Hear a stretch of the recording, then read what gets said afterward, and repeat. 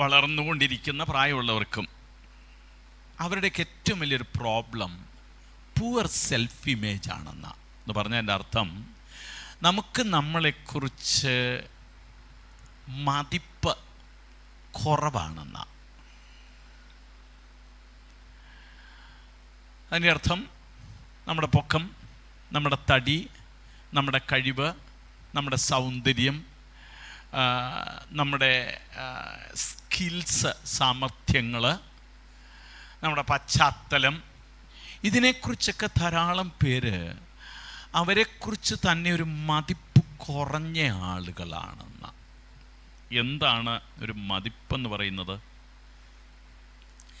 എനിക്കെന്നെക്കുറിച്ചുള്ള അറിവ്, self concept എന്നാണ് പറയുന്നത്. എന്നെക്കുറിച്ചുള്ള എൻ്റെ ധാരണ, ഐ ലുക്ക് സോ അഗ്ലി, എന്നെ കണ്ടാൽ മഹാ അഗ്ലിയാണെന്ന്. മലയാളം എനിക്ക് അറിഞ്ഞൂടാ. ചില ആളുകൾ പറയും I look like A frog, എന്നെ കണ്ടാൽ തവള പോലെ ഇരിക്കുകയാണെന്ന്. ഞാൻ പണ്ട് അങ്ങനെയാണ് വിചാരിച്ചിരുന്നത് എന്നെക്കുറിച്ച്. ഞാൻ പണ്ട് ഹിന്ദുസ്ഥാൻ എയറോനോട്ടിക്സിൽ പഠിച്ചിട്ടിരിക്കുമ്പോൾ ഒരു റാവു എൻ്റെ കൂടെ ക്ലാസ്സിൽ പഠിച്ചിരുന്നു. ഞങ്ങൾ തമ്മിൽ എന്തൊരു പ്രശ്നം ഉണ്ടായിരുന്നു. ഞാൻ രക്ഷിക്കപ്പെട്ടിട്ടൊന്നുമില്ല. അപ്പോൾ അവൻ എന്നോട് അവസാനം എൻ്റെ അടുക്കൽ തോക്കുമെന്ന് കണ്ടിട്ടുണ്ടെ അവൻ്റെ മുഖത്തോട്ട് നോക്കിയിട്ട് പറഞ്ഞു, fellow you look like A frog. അവൻ എൻ്റെ മുഖത്തോട്ട് നോക്കിയിട്ട് പറയുകയാണ്, നിന്നെ കണ്ടാൽ തവള പോലെ ഇരിക്കുന്നു. നമ്മൾ പല ആളുകളും വിചാരിക്കുന്നത് നമ്മളെ കണ്ടാൽ മങ്കിയെപ്പോലിരിക്കുന്നെന്നാണ്. ഒരു എൻജിനീയറിംഗ് കോളേജിൽ ഒരു സ്റ്റുഡൻ്റ് ഒരിക്കൽ എൻ്റെ അടുക്കൽ വന്നു. അവൻ ചിരിക്കുമ്പോഴെല്ലാം, കൗൺസിലിങ്ങിന് വേണ്ടി വന്നതാണ്, ചിരിക്കുമ്പോഴെല്ലാം ഇങ്ങനെ കൈപൊത്തും. ഞാൻ പല പ്രാവശ്യം ശ്രദ്ധിച്ചു കഴിഞ്ഞപ്പോൾ ഞാൻ ചോദിച്ചു, വാട്ട് ഡസ് ഇറ്റ് മീൻ? എന്താ അതിൻ്റെ അർത്ഥം എന്താ?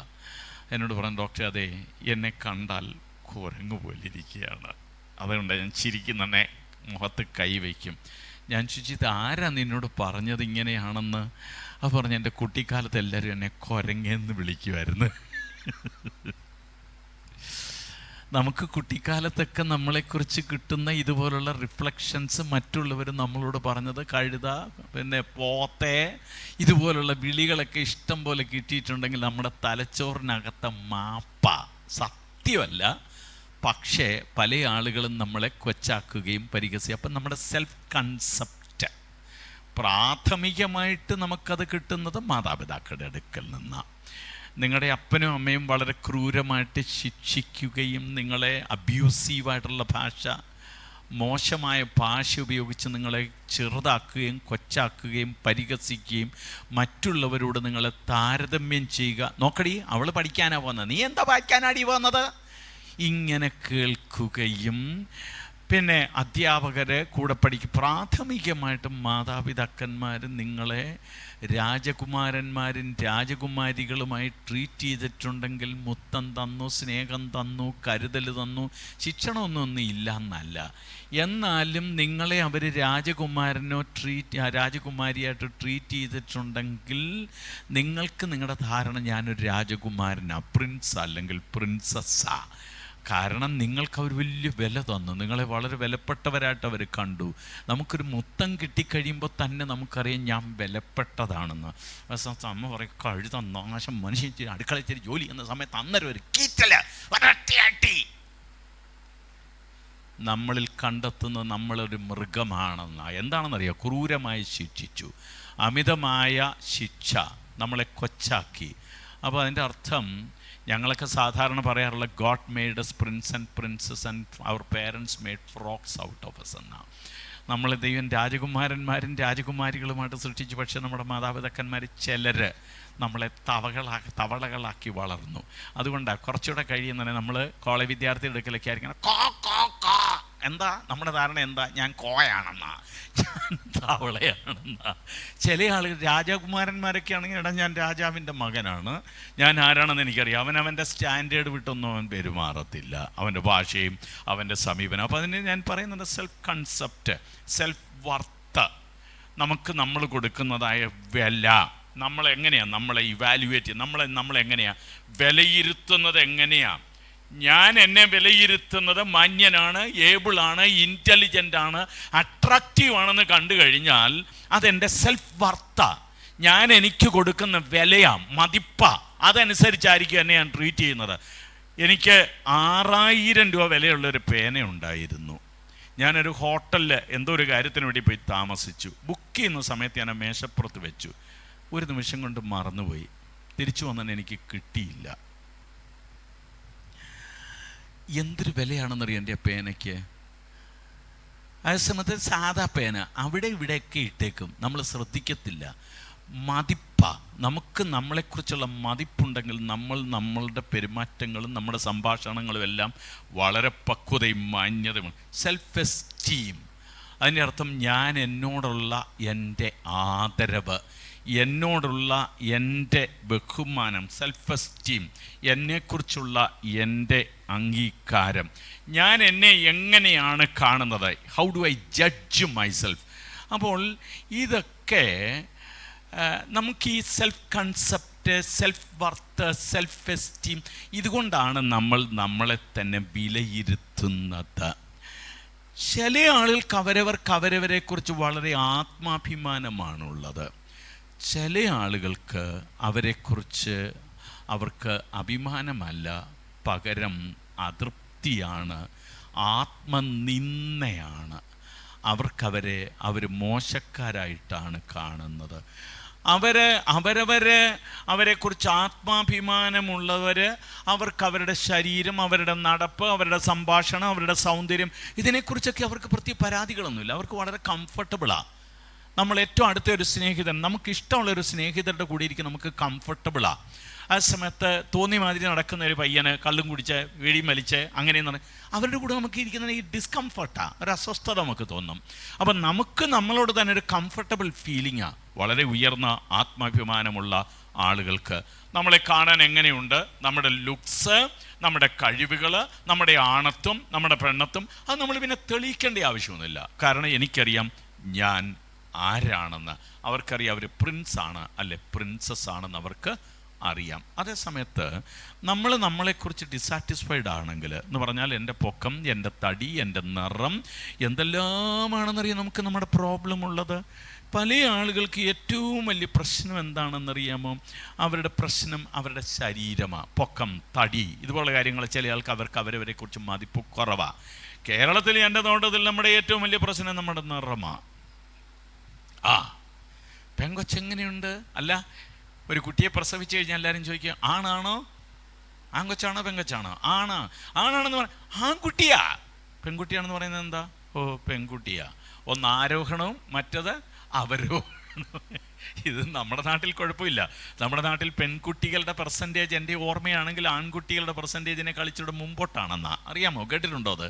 അതേസമയത്ത് മറ്റ് സംസ്ഥാനങ്ങളിൽ പലയിടങ്ങളിലും 100 ആൺകുട്ടികൾക്ക് 88, 90 അത്രയുള്ള പെൺകുട്ടികൾ ജനിക്കുന്നതിന് മുൻപേ കൊല്ലും, അല്ലെ ജനിച്ചു കഴിയുമ്പോൾ കൊല്ലും. ആളുകൾ അതിനെ കാണുന്ന സ്ത്രീധനം, ഇവളെ കെട്ടിച്ചു വിടണ്ടേ. പക്ഷേ കേരളം അക്കാര്യത്തിനകത്തൊക്കെ വളരെ ഉയർന്ന നിലവാരം പുലർത്തുന്നുണ്ട്. ഇനിയും ഒരു പെങ്കൊച്ചിനെ കല്യാണം കഴിപ്പിച്ചുകൊണ്ട് എന്തോ നിറമാ?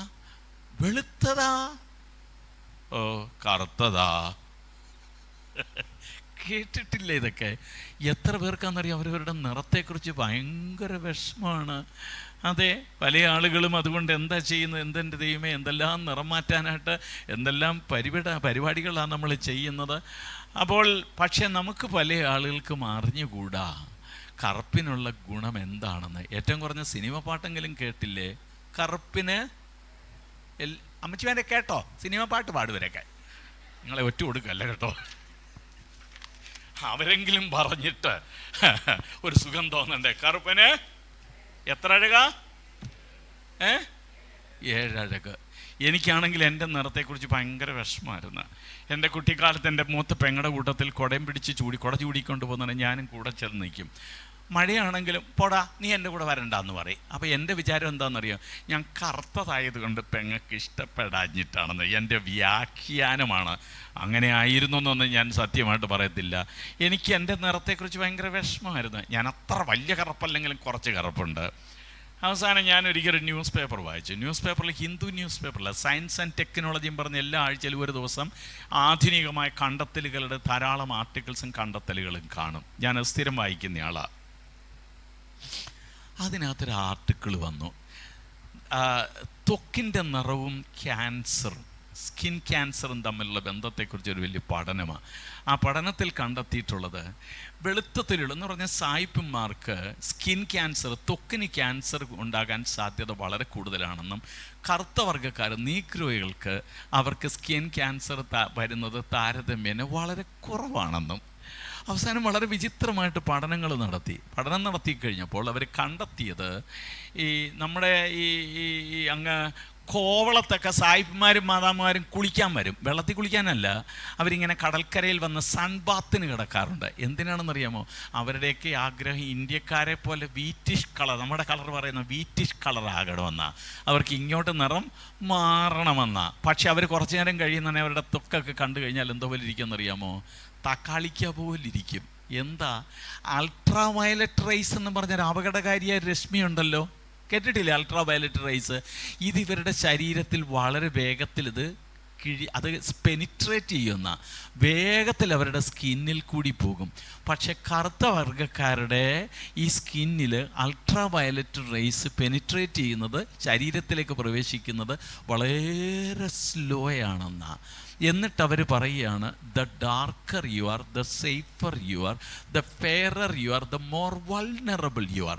അതിൻ്റെ അർത്ഥം നിങ്ങൾ എത്രയും കൂടുതൽ കറക്കുന്നോ അത്രയും കൂടുതൽ സുരക്ഷിതർ, എത്രയും കൂടുതൽ വെളുക്കുന്നോ അത്രയും കൂടുതൽ അപകട സാധ്യത. അന്ന് ഞാൻ എൻ്റെ ത്വക്കിലേക്ക് നോക്കിയിട്ട് ആദ്യം വന്ന് പറഞ്ഞ ഐ ലവ് യു എന്നാ പറഞ്ഞത്. പെൺപിള്ളേരോടൊന്നും അല്ല, എൻ്റെ സ്കിന്നിനോട് ഞാൻ പറഞ്ഞു ഐ ലവ് യു. ഞാൻ ചോദിക്കട്ടെ, മോശയുടെ ഭാര്യയ്ക്ക് എന്തായിരുന്നു നിറം? ഒരുത്തൻ കൊണ്ടുവന്നേക്കുന്ന ഒരു കൂശ്യ സ്ത്രീയെ, കുശൈറ്റ്, കൂശ്യന് തൻ്റെ നിറം മാറ്റാൻ എന്ത് നിറമാണെന്നാ?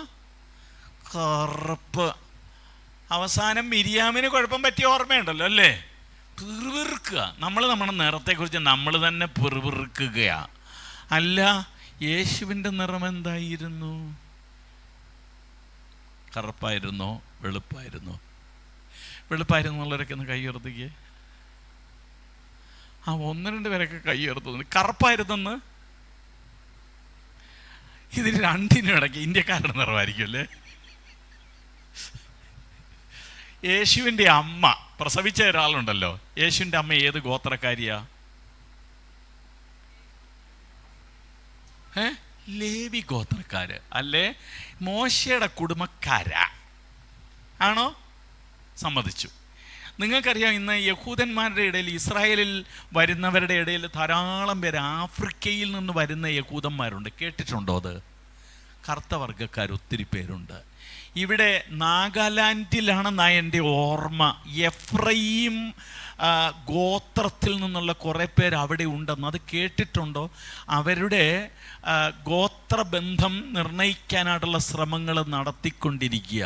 ഞാൻ ഈ പറഞ്ഞു വരുന്നത്, യേശു കർത്താവും കറുപ്പായിരുന്നിരിക്കാം. നമുക്കിഷ്ടപ്പെടത്തില്ല അതല്ലേ? പക്ഷെ അവൻ ആ രൂപാന്തരമലയിൽ ചെന്ന് പ്രാർത്ഥിച്ചു കഴിഞ്ഞപ്പോഴത്തേക്കും നിറത്തിനൊക്കെ മാറ്റം വന്നല്ലേ? അപ്പോൾ നമ്മുടെ മനസ്സൊക്കെ അന്നൊരു പ്രതിഷേധിക്കുക, യേശു കറുത്തതാണെന്ന് പറയുന്നല്ലേ? നമുക്ക് സായിപ്പിൻ്റെ നിറമാണല്ലോ ഇഷ്ടം. അറിഞ്ഞുകൂടാ നമുക്ക് എന്ന് പറയുന്നതായിരിക്കും നല്ലത്. അവനെ കണ്ടാൽ ആളല്ല എന്ന് തോന്നും. അത്ര വിരൂപമായിരുന്നെന്ന. കർത്താവിനെ ആക്രമിച്ചു കഴിഞ്ഞപ്പോഴായിരിക്കണം. പക്ഷെ എന്നാലും അവരുടെ ഇടയിലും ഒത്തിരി കറുപ്പുള്ള ആളുകൾ ഉണ്ട്. ശ്രീകൃഷ്ണൻ്റെ നിറം എന്താ? ഇവിടുത്തെ വലിയ ദൈവമാണല്ലോ. എന്താ നിറം? നീല നിറം എന്ന് പറഞ്ഞ് വല്ല നിറമുണ്ടോ? കറുത്ത തുക്കനുണ്ടോ? ഇല്ല. കാർകൂന്തൽ പോലെ. വായിച്ചിട്ടില്ലേ, പഠിച്ചിട്ടില്ലേ പണ്ട് കവിതയൊക്കെ?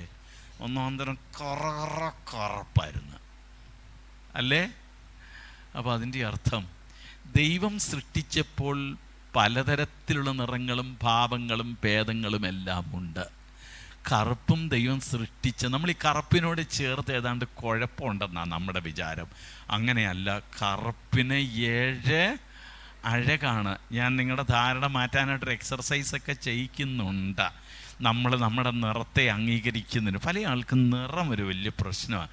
ചില ആൾക്ക് പൊക്കം വലിയ പ്രശ്നമാണ്. പൊക്കം കൂടിയ ആളുകളൊക്കെ ഈ കപ്പക്കം പോലെ ഇങ്ങനെ വളഞ്ഞു വരും. എന്നാന്നറിയോ? ഇങ്ങനെ കൂനിയാണ് നടക്കുന്നത്. ബസ്സിനകത്ത് കഴിയും പൊക്കം കുറഞ്ഞവരൊക്കെ ആണെങ്കിൽ ഏറ്റവും വലിയ ഹീലല്ലേ നടക്കത്തുള്ളൂ, ഹൈ ഹീല്. നിങ്ങൾ നടന്ന മക്കളെ, കുഴപ്പമില്ല. എന്നാലും നമുക്ക് നമ്മളെ അംഗീകരിക്കാനായിട്ട് ഭയങ്കര വിഷമമാണ്. അവർക്കകത്ത് തോന്നും ഞാനൊരു ഫ്രോഗാണെന്നുള്ള ചിന്തയാണ്. അവരവരെ തന്നെ ഇഷ്ടപ്പെടുന്നില്ല. അവർ പല ആളുകൾക്കും അവരവരെ വെറുപ്പാണ്. അതുകൊണ്ട് എന്തോ ചെയ്യും, മോഹൻലാലിനെ പോലെ നടക്കും. മമ്മൂട്ടി എനിക്ക് ചിലരെയൊക്കെ അറിയാം കേട്ടോ, മമ്മൂട്ടി നെഞ്ച് വിരിച്ച് നടക്കുന്ന പോലെ ആയിരിക്കും നടക്കുന്നത്.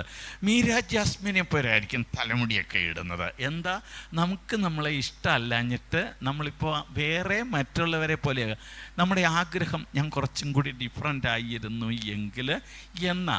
അപ്പോൾ അതുകൊണ്ട് മൂവി സ്റ്റാറുകളെയൊക്കെ നമ്മൾ അനുകരിക്കുകയാണ്. അപ്പോൾ ചുരുക്കത്തിൽ പറഞ്ഞാൽ ഇത് വ്യക്തിത്വത്തിൻ്റെ വളർച്ചയെ കാര്യമായിട്ട് ബാധിക്കുമെന്ന് അറിഞ്ഞിരിക്കണം.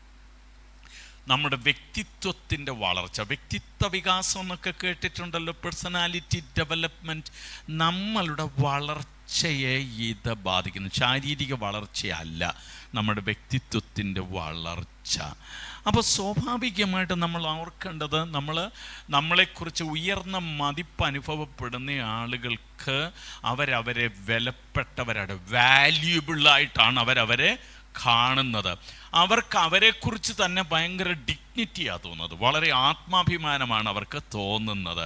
അവർക്കറിയാം മറ്റുള്ളവരെനിക്ക് എന്നെ കരുതുന്നുണ്ട്, സ്നേഹിക്കുന്നുണ്ട് എന്നുള്ള വിശ്വാസക്കാരാണ് അവർ. ജീവിതത്തെക്കുറിച്ച് വളരെ ഓപ്റ്റിമിസ്റ്റിക്കാണ്. ഓപ്റ്റിമിസ്റ്റിക് എന്ന് പറഞ്ഞ അർത്ഥം എന്താ? ശുഭാപ്തി വിശ്വാസം. എന്നാ പ്രതിസന്ധി വന്നാലും ഇത് നല്ല വഴിയിലേക്ക് ഇതെത്തും. മറ്റുള്ളവരെയും അവർക്ക് വിശ്വാസമാണ്. അവരുടെ കഴിവുകളെക്കുറിച്ച് നല്ല ബോധ്യമാണ്. എന്നാൽ അതേ സമയത്ത് അവർക്കുള്ള പരിമിതികൾ, ബലഹീനതകളും അവർക്ക് അതിനെക്കുറിച്ച് അറിയാം. അവരെങ്ങനെയാണെന്നറിയാം, ആത്മാഭിമാനമുള്ള ആളുകൾ പുതിയ പുതിയ കാര്യങ്ങൾ പഠിക്കാൻ ശ്രമിക്കും, പുതിയ പുതിയ കാര്യങ്ങൾ ചെയ്തുകൊണ്ടിരിക്കും, സൃഷ്ടിപരമായിട്ടുള്ള കാര്യങ്ങളൊക്കെ അവർ ചെയ്യും.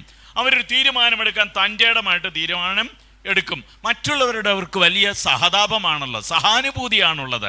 മറ്റുള്ളവരുടെ ആവശ്യങ്ങളിൽ അവർ വളരെ സെൻസിറ്റീവാണ്, വളരെ ഉയർന്ന ആത്മാഭിമാനം. അപ്പോൾ അതിൻ്റെ അർത്ഥം നിങ്ങളുടെ ആത്മാഭിമാനം ഇച്ചിരി കൂടുതലാക്കാനായിട്ട് ഉള്ള ശ്രമം ഞാൻ നടത്താനായിട്ട് പോകും. അതേസമയത്ത് ലോ സെൽഫ് എസ്റ്റീം, ആത്മാഭിമാനം, മതിപ്പ് വളരെ കുറഞ്ഞ ആളുകളാണെങ്കിൽ അവരവരെ തന്നെ അവരുടെ വില അങ്ങനെ ചവിട്ടി താച്ചുകൊണ്ടേയിരിക്കും.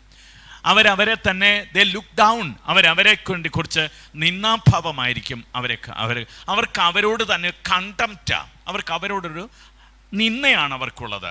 അവർക്ക് എല്ലായ്പ്പോഴും മറ്റുള്ളവർക്കൊന്നും എന്നെ വേണ്ട, ഞാനൊരു അതിയപ്പറ്റ. കാരണം എന്താ, എന്നെ ആരും അക്സെപ്റ്റ് ചെയ്യുന്നില്ല എന്നുള്ള ചിന്തയാണ്. പിന്നെ മറ്റുള്ളവരെക്കാൾ നമ്മളാണ്ട് മോശക്കാരാണെന്നുള്ള ചിന്തയാണ്. ഈ ചിന്തയുള്ളവരാരെങ്കിലും ഉണ്ടോ ഇതിനകത്ത്? ആരുമില്ല. വളരെ നല്ലത്. ഒരു രോഗികളും ഇതിനകത്തില്ല. പല ആൾക്ക് ഇൻസെക്യൂരിറ്റി ഫീലിംഗാണ്, സുരക്ഷിതത്വമില്ല, അവർക്കൊരു ഭദ്രതാ ബോധം ഇല്ലായ്മയാണ്. അവരുടെ വിചാരം ഞാൻ ഇൻകോമ്പിറ്റൻ്റാ, എനിക്കൊന്നിനും കഴിവില്ല. വേണ്ട, അതാരെ കണ്ടെങ്കിലും ജയിച്ചോ. നിങ്ങൾ പലരും ഞാൻ പാട്ട് പാടാൻ പറയുന്നുണ്ടല്ലോ, അവർ പാടട്ടെ, ഇവർ പാടട്ടെ, ഞാൻ പാടത്തില്ല. എന്നാന്നറിയാം, എനിക്ക് എന്നെക്കുറിച്ച് ധാരണ വളരെ മോശമായ ധാരണയാണ്, എനിക്കതിനുള്ള പ്രാപ്തിയില്ല എന്നുള്ള ധാരണയാണ്. പിന്നെ മറ്റുള്ളവരെക്കുറിച്ച് അവരെപ്പോഴും വാ തുറന്നു കഴിഞ്ഞാൽ വിമർശനമാണ്. നമ്മുടെ കൂട്ടത്തിൽ ഇതിനകത്ത് കുറേ പേരൊക്കെ കാണും. എന്താണെന്നറിയാം, ചില ആൾക്ക് PhD കിട്ടിയിരിക്കുക, കുറ്റം പറയുന്നതിന്, കുറ്റം കണ്ടെത്തുന്നതിന്, മൈക്രോസ്കോപ്പും കൊണ്ട് നടക്കുക. എല്ലാം ഇപ്പോഴും അവരുടെയും കുറ്റം കണ്ടെത്തും, മറ്റുള്ളവരുടെയും കുറ്റം കണ്ടെത്തുന്നത്. പിന്നെ എന്തെങ്കിലും ഒരു ചുമതല കൊടുത്തുക അവർ ചെയ്യത്തില്ല. അവർ പറയും അത് മോശമുണ്ടല്ലോ, അത് അഹരനുണ്ടല്ലോ, അല്ലെ പറയും കർത്താവ് എനിക്ക് പ്രായമൊന്നും ആയില്ല, ഞാൻ ബാലനാ. എല്ലാം ഇപ്പോഴും ഒരു ചുമതല എടുക്കാതെ ഇങ്ങനെ അവർ മാറി നിൽക്കുന്നവരാ. പിന്നീട് മിക്കവാറും വഴക്കാളികളും കൂടി ആയിരിക്കാനാ സാധ്യത. അപ്പോൾ അങ്ങനെ വരുന്നത് നമ്മൾ എന്ത് ചെയ്യും, നമ്മളെ മറ്റുള്ളവരെ തിരസ്കരിക്കും.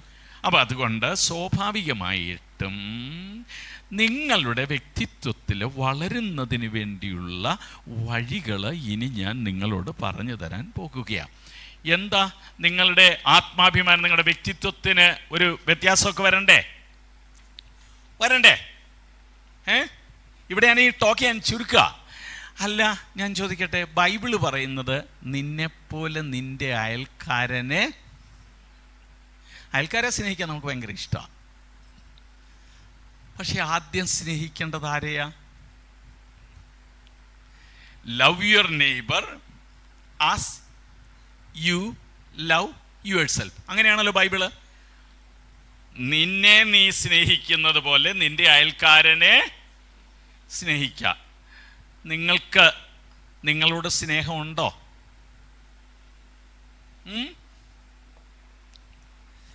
നിങ്ങൾക്ക് നിങ്ങളോടുള്ള സ്നേഹത്തിൻ്റെ ഒരു കണക്കെടുക്കാം. എഴുതിക്കുന്നില്ല, അതിന് കൂടുതൽ സമയമെടുക്കും. നിങ്ങൾക്ക് നിങ്ങളെക്കുറിച്ചുള്ള മതിപ്പ്, നിങ്ങളെക്കുറിച്ചുള്ള നിങ്ങളുടെ ആദരവ്, നിങ്ങളെക്കുറിച്ചുള്ള നിങ്ങളുടെ ധാരണ, ഏറ്റവും കൂടിയ ധാരണയാണ് നന്മ. നല്ലതാണെങ്കിൽ 10 എന്ന് പറഞ്ഞ സ്കോർ കൊടുക്കാം. എന്നാൽ അതേ സമയത്ത് നിങ്ങൾക്ക് തോന്നുക ഒന്നിനും കൊള്ളില്ല, ഞാനൊരു പുഴുവാ. നമ്മുടെ അമ്മമാരൊക്കെ സാക്ഷി പറയും, ഞാനൊരു കൃമിയാണ്. എവിടെയാ വീട്ടിലോട്ട് എന്ന് എഴുതുന്നതിനെ അറിയാം പുഴുവാണോ കൃമിയാണോ എന്ന്. ഒന്നിന് യൂസ്ലെസ്സാ, വർത്ത്ലെസ്സാ. 0 to 10. 0 എന്ന് പറഞ്ഞാൽ ഏറ്റവും ഹോപ്പ്ലെസ്, ഹോറിബിൾ. ഞാൻ അഗ്ലിയാ, ഞാൻ ഫ്രോഗാ. അതേ സമയത്ത് 10 ആണെങ്കിൽ ഐ എം എ പ്രിൻസ്, രാജകുമാരനാ, രാജകുമാരിയാ. നിങ്ങൾ ഇതിനകത്ത് സ്കോർ കൊടുത്താൽ നിങ്ങൾക്ക് എത്ര സ്കോർ ആയിരിക്കും കൊടുക്കുന്നത്? മനസ്സിൽ വരുന്ന പറയണ്ട ആരും കേട്ടോ, കണ്ടെത്തണേ. 10 കിട്ടിയ ആരെങ്കിലും ഉണ്ടോ? ആരുമില്ലേ. 9 കിട്ടിയ ആരെങ്കിലും ഉണ്ടോ? 8 കിട്ടിയ ആരെങ്കിലും ഉണ്ടോ? 7 കിട്ടിയവര് പറഞ്ഞോണം, കൈ ഉയർത്തിക്കണം. 6 കിട്ടിയവര്, 5, 0 കിട്ടിയവര്. ഒറ്റരണം പറയത്തില്ല. എന്താണെന്നറിയാം, നിങ്ങൾ ഗ്രാമവാസികളാ, വാതുറക്കത്തില്ല. നമ്മൾ വളരെ സൂക്ഷിച്ചാ. നമുക്ക് നഗ്നരാകാൻ നമുക്ക് ആർക്കും ഇഷ്ടമല്ല. അതുകൊണ്ട് പിന്നെ മറച്ചു പിടിക്കും, അനങ്ങത്തില്ല. നീ നിന്നെ സ്നേഹിക്കുന്നത് പോലെ നിന്റെ അയൽക്കാരനെ. നിങ്ങളെ സ്നേഹിക്കുന്നതുകൊണ്ട് ആ രാവിലെ തലമുടിയൊക്കെ ചീകിയത്, പൗഡർ ഇട്ടത്, പല്ല് തേച്ചത്, ഭക്ഷണം കഴിച്ചത് അല്ലേ? അതെ.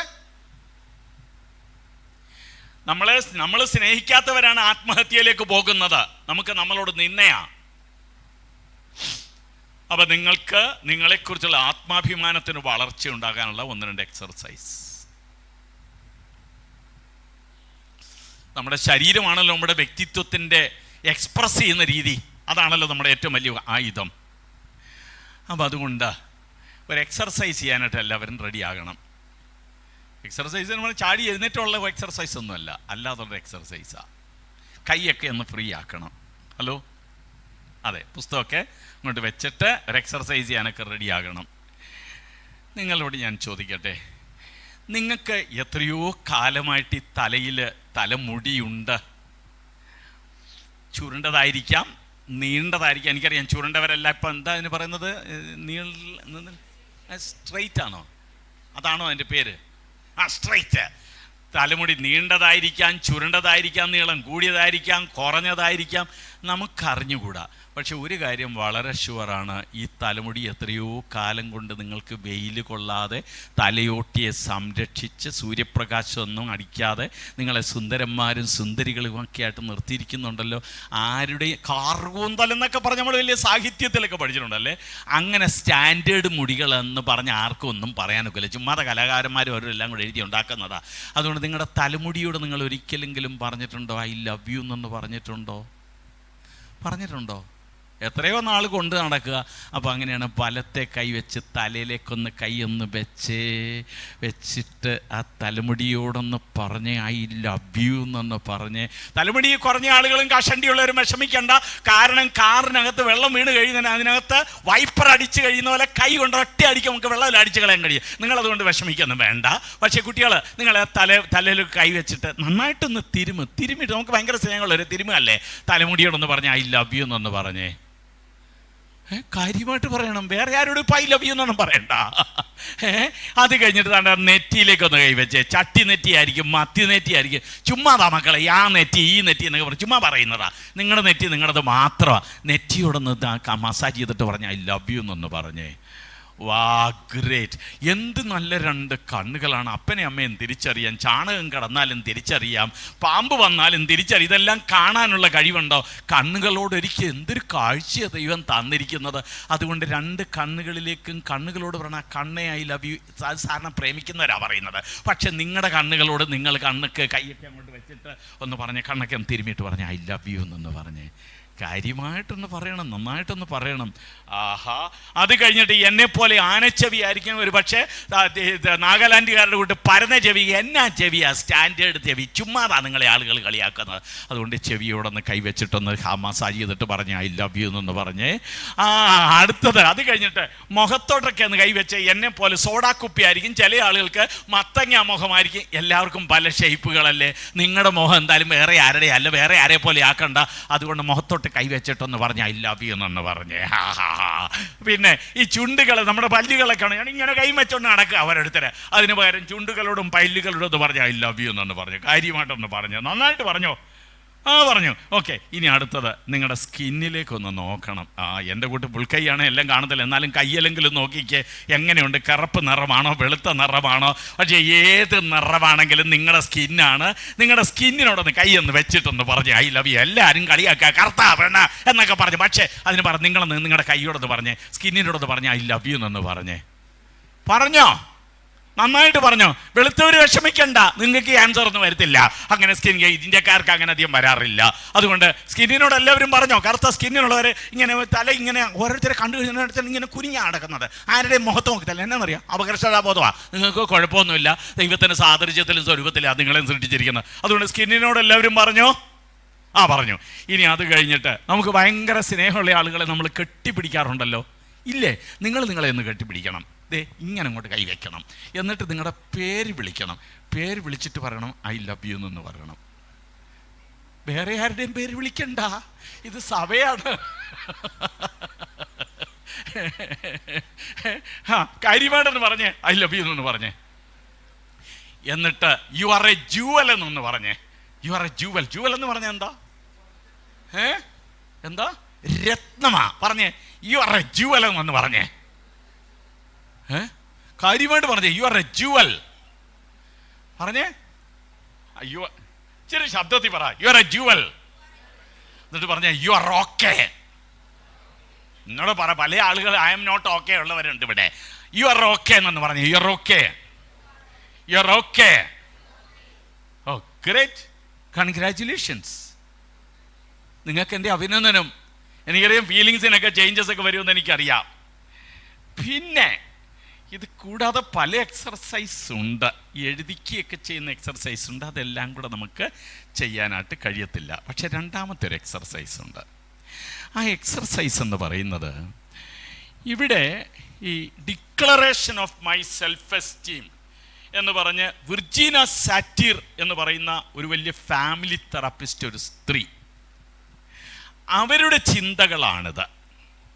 അവർ പറയുന്നത് നമുക്ക് തുല്യമായി ലോകത്തിൽ ഒറ്റൊരാൾ പോലും ഇല്ല. ഉണ്ടെങ്കിൽ പറയണം. Saroopya ഇരട്ടകളുണ്ട്, identical twins. ഒരു അണ്ഡം തുല്യമായി വിഭജിക്കപ്പെട്ടതാണ് സാരൂപ്യ ഇരട്ടകൾ. സാരൂപ്യ ഇരട്ടകൾ എന്ന് പറഞ്ഞാൽ അറിയാമല്ലോ. അവർ തമ്മിൽ പോലും വ്യത്യാസങ്ങൾ ഉണ്ടെന്നാണ് അവരുടെ ബൗദ്ധികമായ കഴിവുകൾ, അവരുടെ താല്പര്യങ്ങൾ. മറ്റുള്ളവരെക്കാൾ അവർക്ക് സാദൃശ്യം കൂടുതലാണ്. എന്നാലും അവർ പോലും തമ്മിൽ വ്യത്യസ്തമാണെന്ന. 10 വിരലുകളുണ്ടല്ലോ നിങ്ങൾക്ക്. ഈ വിരലടയാളങ്ങളെല്ലാം ഒറ്റ എണ്ണം പോലും ഒരുപോലെ ഇരിക്കുകയാണോ? അല്ല.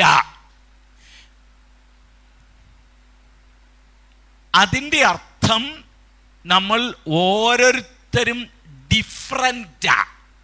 ആണോ? നമ്മുടെ അപ്പൻ ഗൾഫിൽ നിന്ന് വരിക, ഷാർജയിൽ നിന്ന് വരിക. കൊച്ചിൻ എയർപോർട്ടിൽ നമ്മൾ ചെന്നു, കാത്തു നിൽക്കുക. ഫ്ലൈറ്റ് വന്നു, ആളുകളെല്ലാം ഇങ്ങനെ ഇറങ്ങി വരുന്നുണ്ട്, പലയിടത്തെയും ഫ്ലൈറ്റ് ഇറങ്ങി വരുന്നുണ്ട്. അപ്പോൾ അക്കൂട്ടത്തിൽ നമ്മളിങ്ങനെ പപ്പായെ നോക്കി. പപ്പായെ പോലെ പൊക്കമുള്ള ആൾ വരുന്നുണ്ട്, പപ്പായെ പോലെ നിറമുള്ള ആൾ വരുന്നുണ്ട്, പപ്പായെ പോലുള്ള പല ആളുകളും. പക്ഷെ നമ്മൾ ഒരു മിസ്റ്റേക്കും വരുത്തില്ല. പക്ഷെ പപ്പായെ ദേ വരുന്നു പപ്പ. അതെങ്ങനെയാ? നിങ്ങളുടെ പപ്പ ഡിഫറൻ്റാ. ആണോ? ആണെങ്കിൽ ആണെന്ന് പറ. നിങ്ങളുടെ ആ ഡിഫറൻറ്റ്നെസ് ഈസ് യുവർ യുണീക്ക്നെസ്.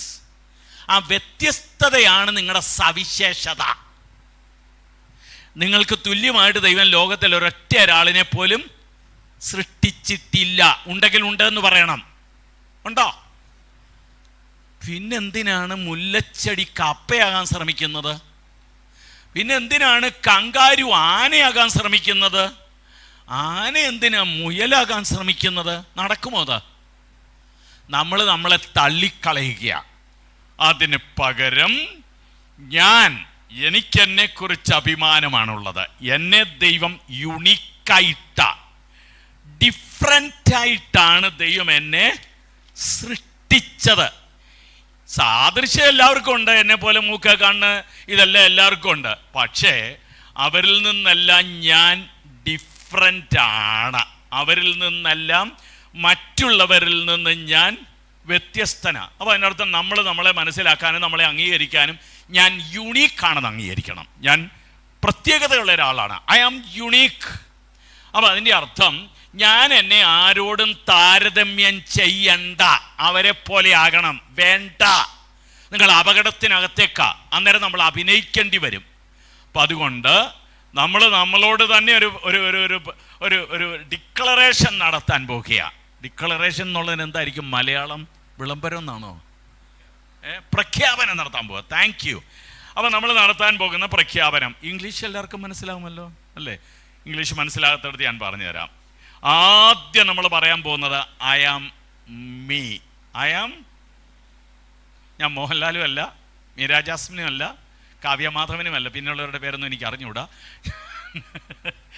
ഞാൻ മമ്മൂട്ടിയല്ല, സുരേഷ് ഗോപിയല്ല, പിന്നെ വേറെ ഒരാളുണ്ടല്ലോ, എന്താ ഒരു പഴയ ഒരു സ്റ്റുഡിയോയുടെ മകനാണല്ലോ, ആലപ്പുഴക്കാരന്, എന്താ കുഞ്ചാക്ക സ്റ്റുഡിയോ, കുഞ്ചാക്കോ എന്നെ അറിവാണെന്ന് മനസ്സിലായോ? മക്കളെ, നിങ്ങളൊന്നും കാണണ്ടെന്ന് ഞാൻ പറയത്തില്ല. പക്ഷേ ഭക്ഷണം കിടക്കുന്നതന്നെ, അതിനകത്ത് ഈച്ച കിടക്കുന്നതന്നെ, അതും കൂടെ വിഴുങ്ങാറില്ല. വേണ്ടാത്തൊക്കെ വരുന്നതന്നെ വേണ്ടാന്ന് പറയാൻ നമ്മൾ പഠിക്കണം. പോകട്ടെ. അപ്പം അതുകൊണ്ട് നിങ്ങൾ ഐ ആം മീ. ഞാൻ ബോബനും അല്ല, കുഞ്ചാക്കോ ബോബനും അല്ല, മമ്മൂട്ടിയും അല്ല, മീരാ ജാസ്മിനും അല്ല. ആകണോ? വേണോ? നിങ്ങൾക്ക് തുല്യമായിട്ട് വേറെ ആരെങ്കിലും ഉണ്ടോ? സൃഷ്ടിച്ചിട്ടുണ്ടോ? നിങ്ങൾ ഇനി ആകാൻ ശ്രമിച്ചാലോ ഭയങ്കര അപകടത്തിനകത്തേക്കാണ് നിങ്ങൾ. അതുകൊണ്ട് നമ്മൾ പറയാണ് ഐ ആം മീ. ഞാൻ പറഞ്ഞുതരാം, എല്ലാവരും ആവർത്തിക്കണം. I am me.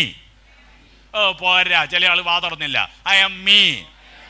In all the world there is no one exactly like me.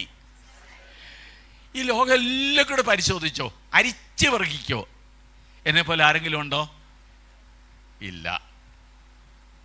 There are persons, പറഞ്ഞോളൂ, there are persons who have some parts like me.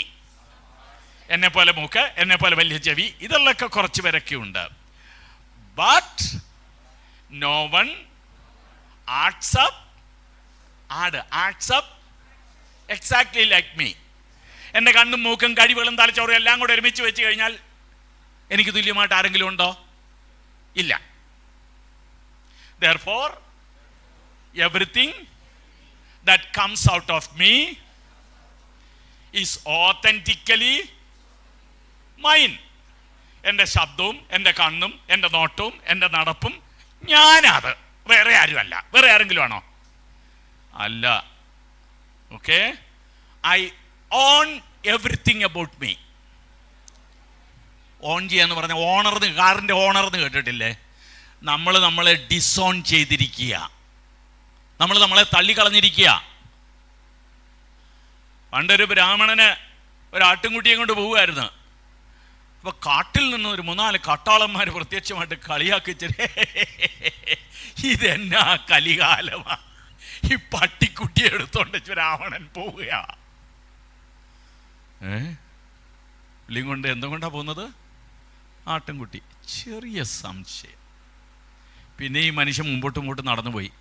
പിന്നെയും 2-3-4 കാട്ടാളന്മാർ വന്ന്, എന്നാ കലികാലമാണിത്, പട്ടിക്കുട്ടിയും കൊണ്ട് ഈ മനുഷ്യൻ നടക്കുക. 2-3 പ്രാവശ്യം ആളുകൾ വന്നു. അവസാനം ഇപ്പൊ ബ്രാഹ്മണൻ ചെപ്പോ പട്ടി എന്ന് പറഞ്ഞ് പട്ടി എടുത്തൊരൊറ്റ ഏറ.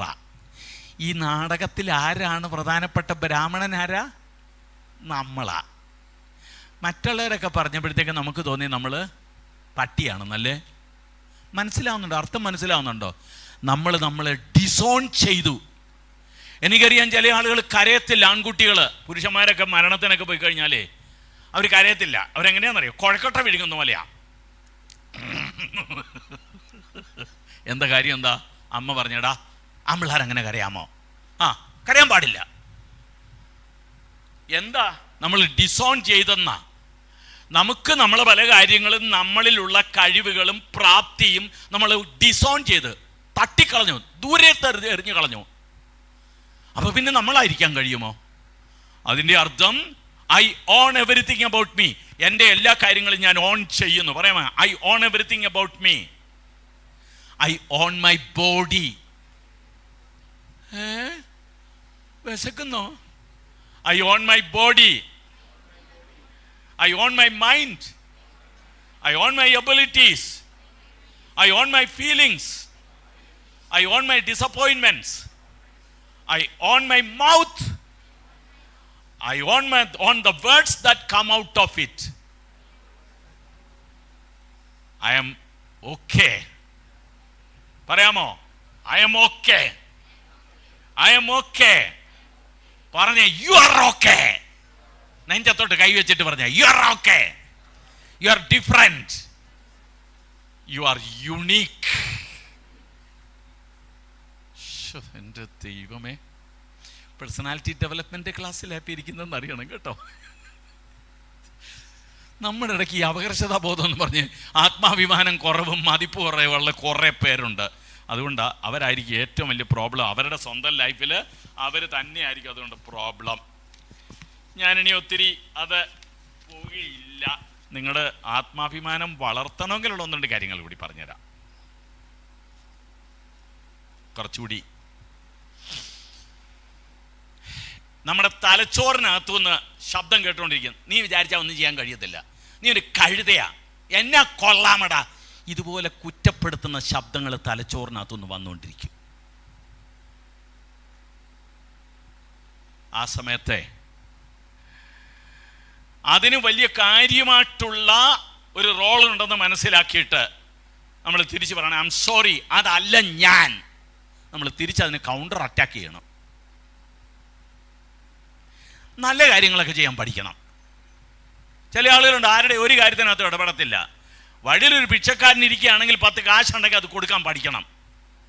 ഒരാൾ വണ്ടി ഉന്തിക്കൊണ്ട് പോവുകയാണ്. ഞാൻ ഇപ്പോഴും എനിക്ക് ഓർമ്മ, ഞാൻ പലപ്പോഴും ചെയ്തിട്ടുണ്ട്. ആളുകൾ കുട്ടിക്കാലത്തൊക്കെ വണ്ടി ഉന്തിക്കൊണ്ട് പോകും. അവർ വിയർത്തൊലിക്കുക, നമ്മളൊന്നും കാണാത്ത മാതിരി. വണ്ടി ഒന്ന് തെള്ളിക്കൊടുത്തേ, നിങ്ങൾക്ക് ആത്മാഭിമാനമായിരിക്കും തോന്നുന്നത്. ഞാൻ ഈ പറയുന്നത് നല്ല കാര്യങ്ങൾ ചെയ്യാനായിട്ട് തുറന്നു. നല്ല കാര്യങ്ങൾ ചെയ്ത് കഴിഞ്ഞാൽ നല്ല ഫീലിങ്സ് ആയിരിക്കും നമുക്ക് ഉള്ളത്. വല്ലപ്പോഴും ഒരു മ്യൂസിക്കൊക്കെ പഠിക്കണം. എത്ര പേര് ഗിറ്റാർ പ്ലേ ചെയ്യുന്നവരുണ്ട്? ആരുമില്ലേ? ചില ആളുകളുണ്ട് ഇത്രയും പകുതിയെ കൈവക്കത്തുള്ള. എന്നാന്നറിയാം, അപകർഷതാബോധ. കൈയൊന്ന് പൊക്കിക്കേ. ഗിറ്റാർ പ്ലേ ചെയ്യുന്ന എത്ര പേരുണ്ട്? ഉണ്ട്. എൻ്റെ ദൈവം. എന്നാൽ അതെ, ഇവിടെ ഇല്ലേ അഹരോൻ്റെ എന്താ ആരുടെയാ മോശയുടെ കൈ ആരാണ്ടൊക്കെ പൊക്കി നിർത്തിയ പോലെ അവർ.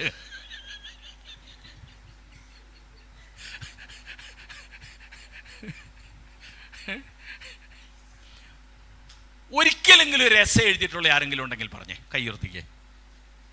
എല്ലാവരും ഇവിടെ എസ്സേ എഴുത്ത് വളരെ പ്രധാനമാണെന്ന് തോന്നല്ലേ? ഒരു കഥ എഴുതുന്നുണ്ടെങ്കിൽ അപ്പൻ്റെ കാറൊന്ന് കഴുകി കൊടുക്കാറുള്ള ആരെങ്കിലും ഒക്കെ ഉണ്ടോ? വീട്ടിൽ കാറുണ്ടെങ്കിൽ കണ്ടോ ഇവള്, മോളെ പേരെന്താ? ഒരു ധൈര്യമായിട്ട് പറ പേര്. കുഞ്ഞന്നമ്മ എന്നാ പേര് പറ. ഏഞ്ചൽ. കണ്ടോ, നിന്നെ കണ്ടാത്തൻ്റെ ഒരു ഏഞ്ചലാ.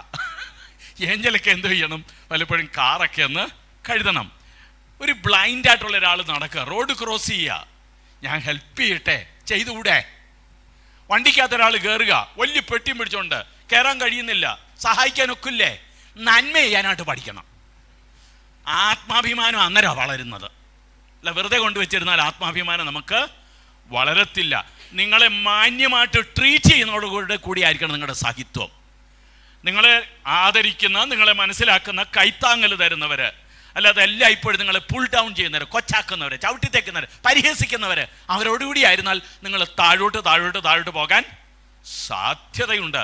നല്ല ഫ്രണ്ട്സിനെ അതുകൊണ്ട് ചൂസ് ചെയ്യേണ്ടത്. പിന്നെ നല്ല കാര്യങ്ങളൊക്കെ ഇടയ്ക്കിടയ്ക്ക് നിങ്ങളോട് പറയുന്നത് നല്ലതായിരിക്കും. നിങ്ങളെ കുറ്റപ്പെടുത്തുന്ന ശബ്ദങ്ങളൊക്കെ വരുമ്പോൾ നിങ്ങൾ എന്ത് ചെയ്യണമെന്ന് അറിയാമോ? നിങ്ങൾ പോയിരുന്ന് എഴുതണം. എന്നെ കൊണ്ട് ചെയ്യാൻ കഴിയുന്ന, അയാൾ എന്നെ വിളിച്ച കഴുതെന്നാ, അമ്മ വിളിച്ചടാ പോത്തെന്നാ, പോയി കുത്തിയിരുന്ന് എഴുതണം. എന്തൊക്കെയാ എന്നെ കൊണ്ട് ചെയ്യാൻ കഴിയുന്നത്? ചെയ്യാൻ കഴിയത്തില്ലേ? ഇല്ലേ?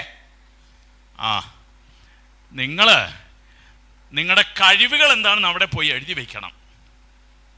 പിന്നെ ദൈവങ്ങളൊന്നുമല്ല നമ്മൾ, ദേവതകളൊന്നുമല്ല. അതുകൊണ്ട് നമ്മൾ പെർഫെക്റ്റ് അല്ല എന്നും കൂടി നമ്മൾ മനസ്സിലാക്കണം. എന്നാലും നമ്മൾ കഴിയുന്നിടത്തോളം മാക്സിമം നമ്മൾ പരിശ്രമിക്കണം. ഇനി ഞാൻ നിർത്താൻ പോയി, ആ ഭാഗം കൂടെ അങ്ങ് നിർത്തട്ടെ, അല്ലെങ്കിൽ ഇത് എങ്ങും എത്താൻ സാധ്യത ഇല്ല. ഇനിയും നിങ്ങളുടെ ആത്മാഭിമാനം വളർത്താനുള്ള ഒരു കൊച്ചു കാര്യം കൂടെ പറയാം. 12:30 ഒരു കാര്യം കൂടെ ഞാൻ നിങ്ങളോട് സംസാരിക്കണം എന്നെനിക്ക് താല്പര്യമുണ്ട്.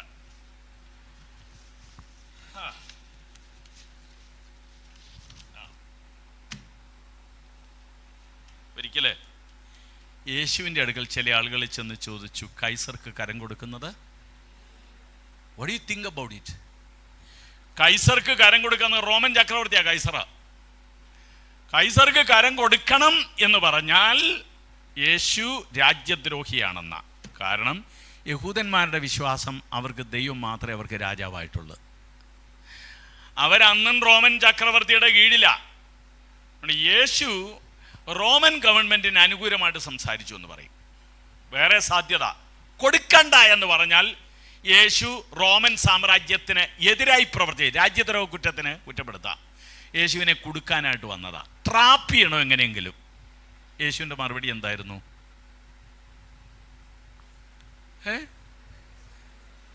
നിങ്ങൾ ഒരു നാണയം കാണിക്കുക. നമുക്കിവിടെ നാണയത്തിനൊക്കെ മഹാത്മാഗാന്ധിയുടെയോ രാജ്യത്തിൻ്റെയൊക്കെ അടയാളങ്ങളുണ്ടല്ലേ. എൻ്റെ കയ്യിൽ 500 രൂപയുടെ നോട്ടിരിപ്പുണ്ട്. എന്തൊക്കെയാണ് അതിൻ്റെ മുകളിലുള്ളതെന്ന് അറിയാമോ? മഹാത്മാഗാന്ധിയുടെ ചിത്രമുണ്ട്. പിന്നീട് പറയുന്നുണ്ട് റിസർവ് ബാങ്ക് ഓഫ് ഇന്ത്യ. പിന്നകത്ത് അശോക ചക്രം. എന്തൊക്കെ കാര്യങ്ങളാണ് ഉള്ളത്? ഇതുപോലെ അക്കാലത്തും കർത്താവ് ചോദിച്ചു, അതിൻ്റെ മേലെടുത്ത് ആരുടേത്? ആ വാക്യം അതുപോലെ ഒന്ന് പറയാമോ?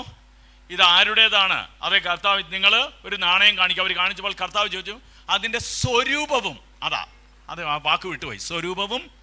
ആരുടെ സ്വരൂപമാണ് അതിനകത്തുള്ളത്? ആരുടെ രൂപമാണ് അതിനകത്ത് പ്രതിച്ചിരിക്കുന്നത്? അതിൻ്റെ മുകളിൽ എഴുതിയിരിക്കുന്ന കാര്യം ആരാ? അവർ പറഞ്ഞു കൈസറുടേത്. യേശുവിൻ്റെ മറുപടി, ഈ ദ്വയാർത്ഥ പ്രയോഗങ്ങളെന്ന് കേട്ടിട്ടുണ്ട്. കർത്താവ് പറഞ്ഞ ഉത്തരത്തിനകത്ത് ഒത്തിരി ഉത്തരങ്ങളുണ്ട്. കൈസർക്കുള്ളത് കൈസർക്കും, ദൈവത്തിനുള്ളത്. അതിൻ്റെ അർത്ഥം എന്താ? വെറുതെ കൈസർക്ക് കരം കൊടുക്കണമെന്നാണോ? കൊടുക്കണ്ടെന്നാണോ? അതൊന്നുമല്ല. ആരുടെ സ്വരൂപവും മേലെഴുത്തുമാണ് അതിൻ്റെ മുകളിലുള്ളത്. ആരുടെയാ? കൈസറുടേത് ആണല്ലോ. അപ്പം അത് ആരുടെയാണ്? അതിൻ്റെ മുകളിലുള്ള മേലെടുത്ത് കൈസറുടേതാ. ആരുടേതാണ്? ആർക്ക് ബിലോങ് ചെയ്യുന്നതാണിത്? നമ്മൾ ഈ 500 രൂപ നോട്ട് ഒരു പോലീസ് സ്റ്റേഷന് മുമ്പിൽ ചെന്ന് കത്തിക്കാൻ ശ്രമിക്കണം, അറസ്റ്റ് ചെയ്യുമെന്ന് അറിഞ്ഞിരിക്കണം. ആരുടേതാ? ആരുടെ സ്വരൂപം ആരുടേതാ? അവർ പറഞ്ഞു കൈസറുടേതാ. യേശു പറഞ്ഞു കൈസർക്കുള്ളത് കൈസർ കൊടുക്കണം. ഒരു കാര്യം കൂടെ ചൂട്ടിച്ചേർത്ത്, ദൈവത്തിനുള്ളത്. അതിൻ്റെ അർത്ഥം എന്താ? അവരോട് പറയുന്നതിൻ്റെ ആന്തരിക അർത്ഥം, അന്തർലീനമായൊരു അർത്ഥമുണ്ട്. ആരുടെ സ്വരൂപത്തിൽ അവർക്കറിയാം. മണി മുഴങ്ങുന്നത് പോലെ ഉൽപ്പത്തി 1:26 അവരുടെ ഹൃദയത്തിൽ വന്നു കാണും. അനന്തരം ദൈവം നാം നമ്മുടെ സാദൃശ്യത്തിലും സ്വരൂപത്തിലും മനുഷ്യനെ സൃഷ്ടിക്കുക. നമ്മൾ അറിയേണ്ടത് ഇതിനകത്ത് വേറൊരു സാദൃശ്യമുണ്ട്, ഇതിനകത്തൊരു സ്വരൂപമുണ്ട്. വെറുതെ കറുത്ത നിറവും പൊക്കവും പ്രായമൊക്കെ ആകുന്നതിന് നമ്മൾ തലമുടി നരയ്ക്കും, പല്ലുകൾ പൊഴിയും, ക്യാൻസർ വന്നെന്നിരിക്കാം, രൂപം മാറിയെന്നിരിക്കാം. പക്ഷെ മാറാത്ത ഒരു രൂപമുണ്ട് ഇതിനകത്ത്. എന്താണെന്നറിയാം?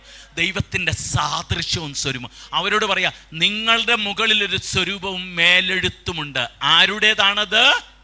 ദൈവത്തിൻ്റെ മേലെടുത്ത് എൻ്റെ നിങ്ങളുടെ മുകളിലുണ്ട്. നമ്മൾ ഈ കാണുന്ന ശാരീരികമായ സൗന്ദര്യം, പൊക്കം, തടി, കഴിവ്, ഇതിനപ്പുറത്ത് അറിഞ്ഞിരിക്കേണ്ടത് ദൈവത്തിൻ്റെ ഒരു സ്വരൂപം എൻ്റെയും നിങ്ങളുടെ മുകളിലുണ്ട്. തിരുവെടുത്ത് അങ്ങനെയാണ് പഠിപ്പിക്കുന്നത്. കർത്താവ് പറയുക, കൈസർക്കുള്ളത് കൈസർക്ക്. നമ്മളോട് പറയാ സ്വരൂപം മേലെടുത്ത് ആരുടേതാ? ദൈവത്തിൻ്റെതാ. അതിൻ്റെ അർത്ഥം നിങ്ങൾ ആരുടേതാണെന്നാ? ആരുടേതാ? നിങ്ങൾ ദൈവത്തിൻ്റെയാ. മൂന്നാമത്തത് കർത്താവ് പറയുന്നത് എന്താ? കൈസർക്കുള്ളത് കൈസർക്കും, ദൈവത്തിനുള്ളത് ദൈവത്തിനും കൊടുക്കണം. അതിൻ്റെ അർത്ഥം എന്താ? ഞാനും നിങ്ങളും നമ്മളെ തന്നെ അവിടുത്തെ കയ്യിലേക്ക് കൊടുത്തു കഴിയുമ്പോഴാണ് നമ്മൾ സുന്ദരന്മാരും സുന്ദരികളും ജീവിതത്തിൽ ഉയർന്ന തലത്തിലേക്ക് ഉയരുന്നത്. കർത്താവിന് സ്തോത്രം. അതിൻ്റെ അർത്ഥം അവിടെയാണ് നമ്മുടെ വ്യക്തിത്വത്തിൻ്റെ സാക്ഷാത്കാരം, അവിടെയാണ് നമ്മുടെ വ്യക്തിത്വത്തിൻ്റെ ഉയർന്ന തലം. നമ്മൾ വെറുതെ മൃഗജാലങ്ങളോട് തുല്യമായി പലതും ഉണ്ടെങ്കിലും അതിനേക്കാൾ ഒരു ഉയർന്ന തലം മനുഷ്യന് ദൈവം കൊടുത്തിട്ടുണ്ടെന്ന് തിരിച്ചറിഞ്ഞിരിക്കണം. അവിടെയാണ് ജീവിക്കേണ്ടത്. അതാണ് നമ്മുടെ അഭിമാനം, അതാണ് നമ്മുടെ വളർച്ച.